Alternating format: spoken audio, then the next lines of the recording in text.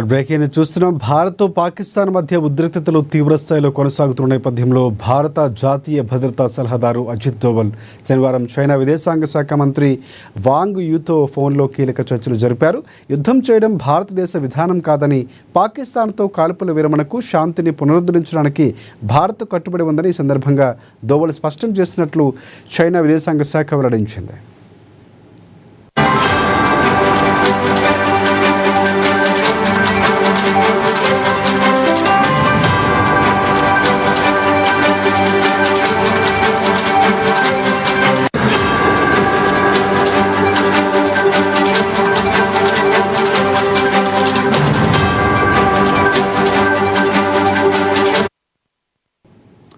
ఇక జమ్మూ కాశ్మీర్లోని పహల్గామ్లో ఇటీవల జరిగిన ఉగ్రదాడి, పలువురు భారత సిబ్బంది మృతి చెందిన ఘటన అనంతరం ఈ ఉన్నత స్థాయి దౌత్యపరమైన సంభాషణ జరిగింది. పహల్గామ్ దాడి తీవ్రమైన ప్రాణనష్టాన్ని కలిగించిందని, దీనికి ప్రతిగా భారత్ ఉగ్రవాద వ్యతిరేక చర్యలు చేపట్టాల్సి వచ్చిందని దోవల్ చైనా మంత్రికి వివరించినట్లు సమాచారం.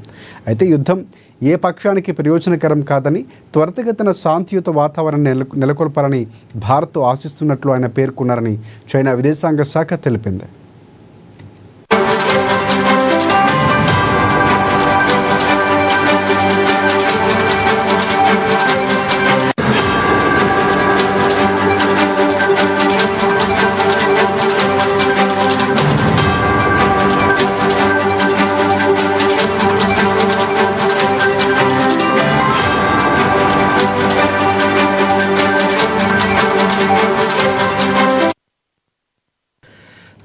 భారత్ పాకిస్తాన్ మధ్య ఉద్రిక్తతలు తీవ్రస్థాయిలో కొనసాగుతున్న నేపథ్యంలో భారత జాతీయ భద్రతా సలహాదారు అజిత్ దోవల్ శనివారం చైనా విదేశాంగ మంత్రి వాంగ్ యూతో ఫోన్లో కీలక చర్చలు జరిపారు.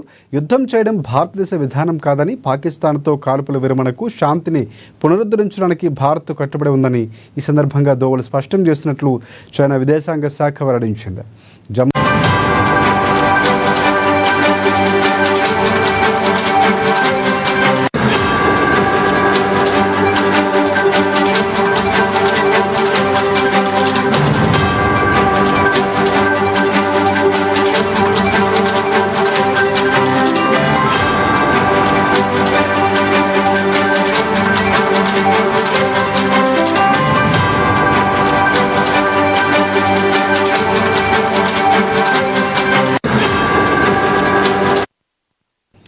ఇక జమ్మూ కాశ్మీర్లోని పహల్గామ్లో ఇటీవల జరిగిన ఉగ్రదాడి, పలువురు భారత సిబ్బంది మృతి చెందిన ఘటన అనంతరం ఈ ఉన్నత స్థాయి దౌత్యపరమైన సంభాషణ జరిగింది.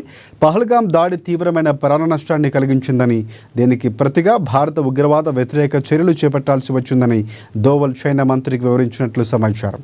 అయితే యుద్ధం ఏ పక్షానికి ప్రయోజనకరం కాదని, త్వరితగతిన శాంతియుత వాతావరణాన్ని నెలకొల్పాలని భారత్ ఆశిస్తున్నట్లు ఆయన పేర్కొన్నారని చైనా విదేశాంగ శాఖ తెలిపింది.